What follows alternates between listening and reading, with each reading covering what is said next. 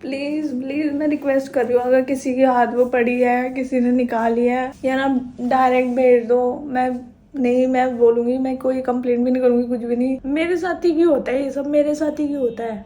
Hi guys, welcome back to my channel and if you are new to my channel, my name is Kiara and welcome. So guys, अभी मैं जा रही हूँ मुंबई और बहुत ज़्यादा लेट हो गई हूँ। 10 बजे की फ़्लाइट है, 9:30 बजे मैं 9:30 बजे मैं एयरपोर्ट पहुंची हूँ। बहुत ज़्यादा लेट हो गई हूँ। मैंने सोचा यहीं से इंट्रो स्टार्ट करती हूँ, टाइम नहीं मिला। बाकी चीज़ें मैं बाद में बताऊँगी, बहुत लेट हो रहा है मुझे। सब भाग रहे भाई, मैं भी भाग रही। पूरा का पूरा एयरपोर्ट देखो क्या खाली है, बिल्कुल खाली है। मेरी हालत बहुत ख़राब हुई, मुझे लग रहा है मेरी फ़्लाइट छूट जाएगी आज। सिर्फ और सिर्फ 15 मिनट बचे हैं और गेट बहुत दूर है। तो ये जो 6114 वाली फ़्लाइट है ना मुंबई की, ये थी मेरी 10 बजे की और मेरी किस्मत देखो ये 11:15 की हो गई, लेट है 1 घंटा। जब तक मेरी फ़्लाइट नहीं आती मैंने सोचा मैं कुछ खा लेती हूँ, तो मैंने ले लिया सैंडविच विथ वाटर बॉटल। क्योंकि मुझे 1 घंटा एक्स्ट्रा मिला है तो मैं कुछ तो करूँगी ना, कुछ तो। खाना मेरा हो गया, वॉशरूम में आ गई, फ्रेश में हो गई। अब मेरे को रेडी होने के लिए भी टाइम मिल गया है, तो थोड़ा सा रेडी हो लेती हूँ। रात के 12 बजे थोड़ा क्यूटी बन के सोऊंगी। Cutie bye. थोड़ा सा मैं गेटअप मार लेती हूँ।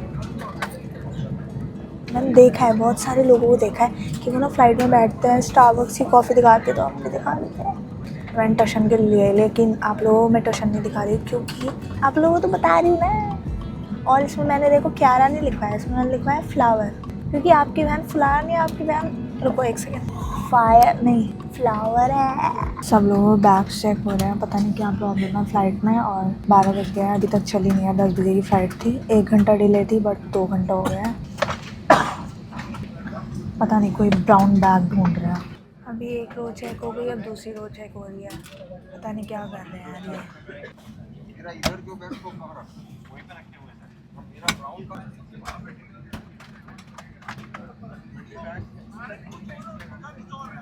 बड़े गंदे लेवल की लड़ाई हो गई है यहाँ पे। सारे लोग खड़े हो गए हैं, 12 बज गया है।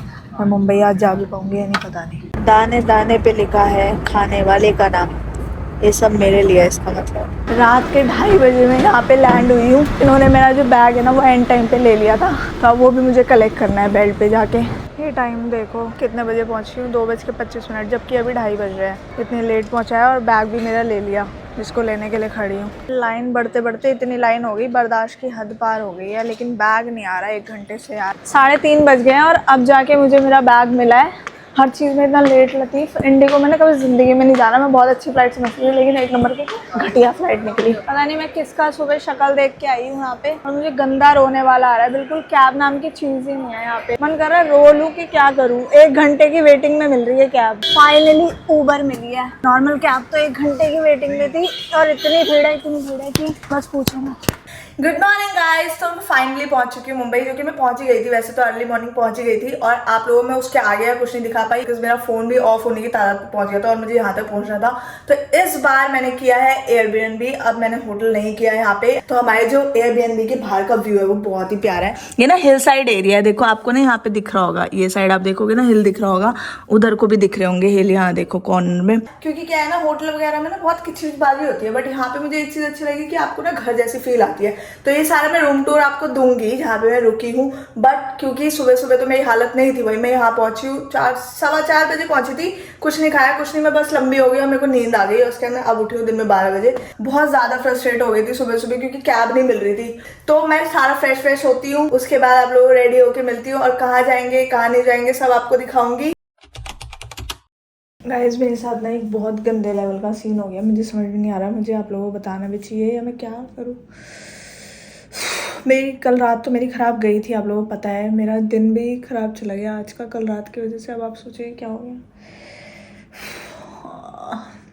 मैं ज्वेलरी लेके आई थी बहुत सारी, ठीक है, और मैं एक मेरी गोल्ड की ज्वेलरी थी जो मेरी फैमिली वालों ने मेरे को ना गिफ्ट करी थी मेरे बर्थडे पे, और वो मेरे लिए बहुत ज़्यादा स्पेशल थी। उसके पीछे बहुत सारे रीजंस थे। ये मेरी जो ज्वेलरी है ये आर्टिफिशियल ज्वेलरी है, बट इसी टाइप का एक पैकेट में ना ओरिजिनल ज्वेलरी लेके आई हुई थी। मेरे को नहीं पता मेरे सामान के साथ क्या हुआ है, मेरे साथ पहले भी ऐसा हो चुका है, इसलिए मैं ओरिजिनल या जो भी मेरी इंपॉर्टेंट चीज़ होती है मैं उस बैग में नहीं देती थी जो बैग उनके पास जमा हो जाता है। मैं इस बार यही सोच के आई थी, छोटा बैग लेके आई थी कि मैं डायरेक्ट अपने साथ लेके जाऊंगी, इसलिए मैंने उसमें वो ब्रेसलेट डाल दिया था। उनकी फ्लाइट पूरी पैक्ड हो गई थी, जिस वजह से उन्होंने बोला मैम लगेज अंदर नहीं जा पाएगा, आप चेक इन करवा दो। मैंने उनको बोला कि मेरे चेक इन के लिए अगर मैं दूंगी तो मुझे टाइम लग जाएगा, तो उन्होंने बोला नहीं मैम आप यहीं पे दे सकते हो, मतलब जहाँ से फ्लाइट में जस्ट चढ़ना होता है उन्होंने वहीं पे बोल दिया। मेरे को नहीं ध्यान रहा कि इसमें मेरा वो बैंगल पड़ा और मुझे नहीं पता था कि ऐसे हो जाएगा मेरे साथ एक बार बहुत पहले हुआ था, मेरा फ़ोन निकाल दिया था मेरे बैग से। उसके साथ एक दो और ज्वेलरी गायब है, बट वो सारी आर्टिफिशियल है। बट एक जो मेरी थी ना वो बहुत ज़्यादा इंपॉर्टेंट थी मेरे लिए, वो बहुत ज़्यादा इंपॉर्टेंट थी, बहुत ज़्यादा।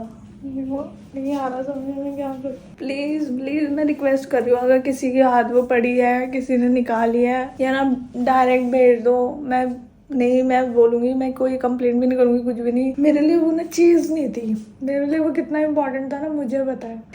मेरे को 2 घंटे हो गए ढूंढते ढूंढते, मैंने सब जगह देख लिया, मुझे नहीं मिल रहा है। मेरे को समझ नहीं आ रहा मैं क्या करूँ। मैं जब सोचती हूँ ना मैं ज़िंदगी में कोई चीज़ें, मतलब मैं सोचती हूँ कि मेरे को खुश रहना है या कुछ करना है, तो मेरी ज़िंदगी में ना कहीं से फसाद ज़रूर आती है। जितने बुरे लोग हैं ना उनके साथ सबके साथ अच्छा हो रहा है। मेरे को ये समझ में नहीं आ रहा मेरे साथ ही क्यों होता है ये सब, मेरे साथ ही क्यों होता है। सब कुछ सोच रही थी कि अब ना अकेले घूमूंगी सब कुछ। रात कल शाम से मेरा दिन खराब शुरू हो गया था, उसके बाद एक के बाद एक बैक टू बैक चीज़ होगी, फिर यहाँ पे आके ये सब ड्रामेबाजी हो गई। भाई इतना नहीं होता यार बर्दाश्त। मेरे इतने पैसे चोरी हो जाते ना तो मैं सोचती कोई बात नहीं, बट मेरे लिए वो चीज़ बहुत इम्पोर्टेंट थी। मैं क्या ही करूँ यार, पता नहीं मेरी किस्मत ही खराब है। ये लगेज टैग है वो जिसका अब कोई फ़ायदा नहीं है, जो मुझे एंड में मिला था। रात हो गई है ऐसी लेटे लेटे सोचते सोचते मुझे कुछ समझ में नहीं आया, और मम्मी को बता दिया। अब उन्होंने तो मुझे बोल दिया अपने, मतलब मेरी तसल्ली के लिए मम्मी ने तो मुझे बोल दिया है कि कोई बात नहीं, जो भी हो गया छोड़, कोई बात नहीं, दूसरा ले लेंगे। बट जो एक वो होता है ना फर्स्ट वाले की जो फीलिंग होती है, वो मुझे तो नहीं पता बाकी कोई लोगों को इतनी इंपॉर्टेंस होती है नहीं, बट मेरी लाइफ में ऐसी चीज़ें बहुत ज़्यादा इंपॉर्टेंस लगती है। पर ठीक है, अभी जो हो गया वो हो गया। मेरा मन नहीं लग रहा है किसी चीज़ में, मैंने कुछ खाना वाना भी नहीं खाया, मुझसे हुआ नहीं। बाहर देखो अंधेरा हो गया, अब आज के दिन मैं कहीं बाहर नहीं जा रही, मेरा दिन वेस्ट हो गया है, मुझे पता है। मैं इस वीडियो को यहीं एंड कर रही हूँ, मैं सो रही हूँ मेरे को, क्योंकि बहुत टेंशन हो रही है, तो मेरा कुछ मन नहीं कर रहा करने का। सॉरी गाइज, सॉरी, मेरे को यहीं पे व्लॉग एंड करना पड़ रहा है। बाय।